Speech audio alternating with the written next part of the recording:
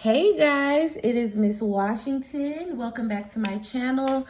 Today we are finally color coding our periodic table. We've talked a lot about elements and atoms and atomic numbers and atomic mass. Now it is time to actually navigate through our periodic table. So the first thing I want you to do is draw our first three boxes because this is going to show us a key. All right, the first three that we're going to show are hydrogen, noble gases, and our most reactive metal. First thing we're gonna do is take our orange and we're going to color hydrogen. Hydrogen is the very first element on the periodic table with the least amount of mass. We're gonna color hydrogen orange. And just to remember that this is hydrogen, we're gonna color in our key here so that we always know that orange represents hydrogen.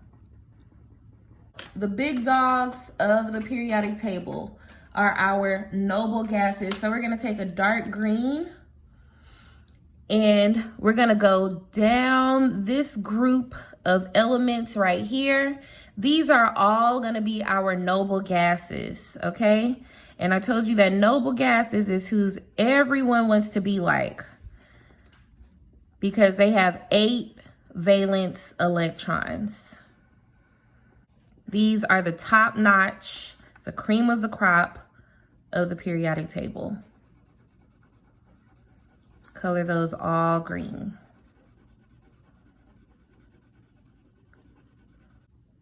And in your key, we're gonna go ahead and make sure that we remember that our noble gases are green. The next thing that we're gonna label is our most reactive metal. And we're gonna use red to show this. Our most reactive metal. And you're gonna find it here, right in the bottom left corner. It's called francium. And this element is actually used to make explosives. We're gonna color it red because it is super reactive, the most reactive metal on the periodic table. So now we have hydrogen, we have our most reactive metal, francium, and our top-notch noble gases currently labeled. Now we're gonna go back to our key and we're gonna draw 3 more boxes.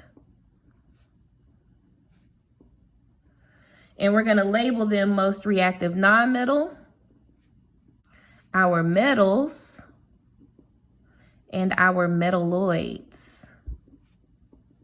I want you to take a light blue, sky blue, and we're gonna go over here to this corner where fluorine is located, number 9, atomic number 9, and we're gonna color it light blue. This is our most reactive nonmetal. And we're gonna just color in our key light blue for most reactive nonmetal, which is fluorine. So it's super reactive, but it's different because this is a nonmetal. This is super reactive, but it is a metal. Now I want you to take your purple. We're gonna take purple and we're gonna come over here to atomic number 5. Boron the moron who fell down the stairs. And if you look closely, there's a big bold line here that looks quite like stairs.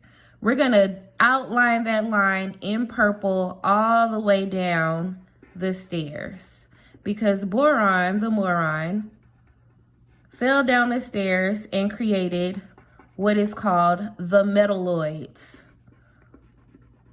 So all of these are the metalloids. And then we have germanium and sneaky antimony, who hid under the stairs because they tripped him. So we're gonna color all of these purple. These are your metalloids. Remember, your metalloids have properties of both non-metals and metals. Now we have our metalloids. We have boron the Maron, who fell down the stairs because germanium and antimony snuck behind him and tripped him, and so they hid under the stairs. Now, make sure you color code your key for metalloids in purple. Now, on the very left side of your metalloids, all of these are your metals. And we're gonna color those yellow. All of these are gonna be considered metals. Color all of those in yellow.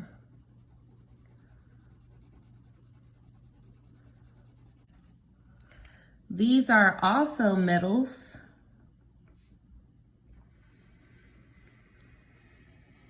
And we're also gonna color these yellow.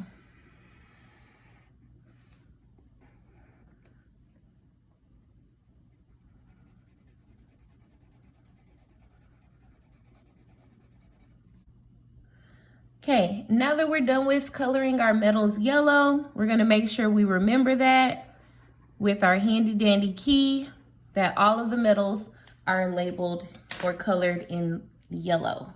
All right, take your pen again, and we're gonna make 3 more boxes.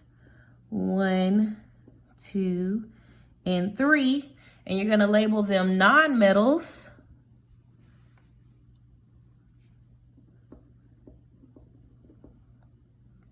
valence electrons, and energy levels. Now, we've talked about this before, but now you can actually see where they are on the periodic table. So now we have our metals, we have our metalloids, and our metalloids have properties of both non-metals and metals because they're right in between. So you're gonna take your dark blue and we're gonna outline this section here, because these are our non-metals. Okay, so we use dark blue for our non-metals, light blue for our most reactive non-metal, and we're gonna go ahead and fill in our key for non-metals with dark blue. All right, now you're gonna take your pink, and what I want you to do is highlight each of these numbers that have the letter A after them. 1A, 2A. We're gonna skip all of these and go to 3A, 4A, 5A, 6A, 7A, and 8A. And all of these tell us the number of valence electrons for each of these groups. So this number by the letter A will tell you valence electrons. Go ahead and fill in your key with pink. Then we're going to take our black and we are going to show you how to determine energy levels.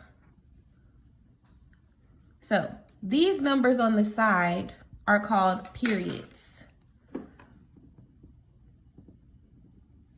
All of these numbers are periods and they go across. So if your element falls into one of these periods, you will also know the energy levels.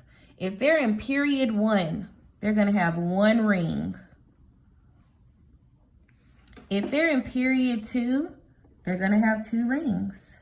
So all of these elements have 2 rings.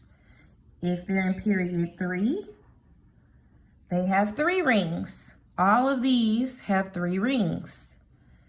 If they're in period 4, they have 4 rings. So all of these have 4 energy levels or 4 orbitals.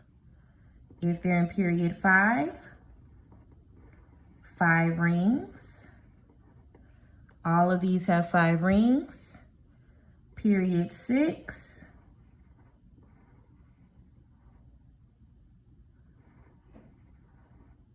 1, 2, 3, 4, 5, 6. All of these have 6 shells or 6 energy levels. And then the last period, all of these here have 7 rings.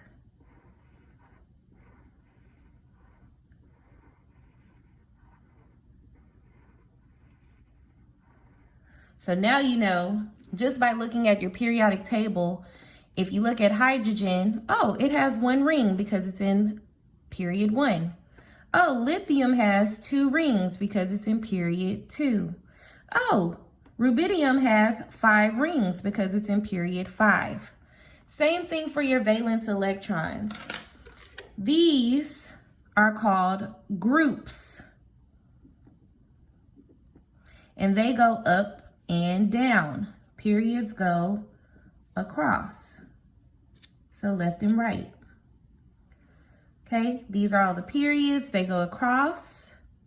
These are all of the groups, but they go up and down. So if you're in group 1, where you see this 1A, you know all of these have 1 valence electron just by looking at this right here. So you don't even have to draw it out like we've been doing before. All of these in this group have 2 valence electrons. In group 13, we're going to look at 3A.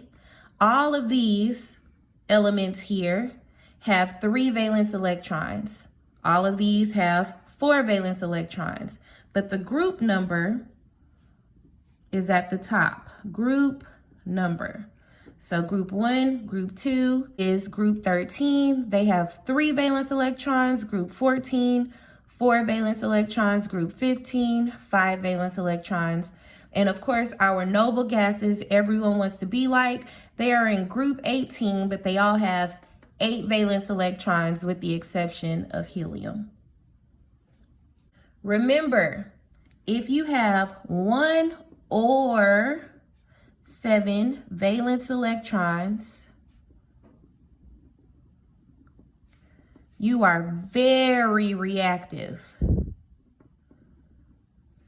And now we can see that on the periodic table. We have francium, which has 1 valence electron, and we know that it's the most reactive metal. We have fluorine, which has 7 valence electrons, and we know it's the most reactive nonmetal. So 1 or 7 equals very reactive. 8 valence electrons means that you're stable or not reactive. And all of these noble gases are stable. They are not reactive. That's why everyone wants to be like them. Remember, protons plus neutrons equals mass. Remember, protons are also equal to atomic number. So if you have 1 proton, you know your atomic number is 1. If you have 5 protons, you know your atomic number is 5.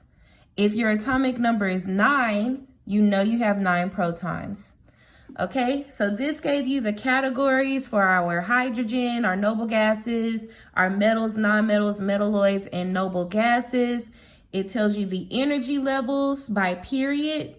Period 1 through 7 will tell you the energy levels. Remember, periods go this way and groups go up and down. Remember, groups tell you valence electrons, periods tell you energy level. These are your notes, guys. Make sure you study this very well. We'll be using this over the week. Have a wonderful day.